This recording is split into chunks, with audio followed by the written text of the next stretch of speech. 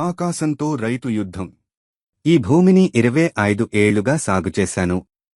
కాని ఇప్పుడు అన్నీ మారిపోయినట్టు అనిపిస్తుంది. ఈసారి వానలు తొందరగా వచ్చాయి. ఆ తర్వాత మళ్ళీ ఎప్పుడూ రాలేదు. ఎన్నో ఆశలతో విత్తనాలు వేశాను. కాని ఎండ వాటిని ముంచేసింది. ఆ తర్వాత తుఫాన్లు వచ్చాయి. మిగిలిన వాటిని ముంచేశాయి. ఒకటి బాగుచేశాను అని అనుకున్న లోపలే ప్రకృతి ఇంకొకటి చెడగొడుతుంది. ఇప్పుడు పురుగులు. అవి ఆకుపచ్చగా ఉన్నదంతా తింటున్నాయి. పురుగుమందులు చాలా ఖర్చు. వదిలినా అవి ఎప్పుడూ పనిచేయవు. నాకు రాత్రిళ్ళు నిద్ర కూడా పట్టట్లే.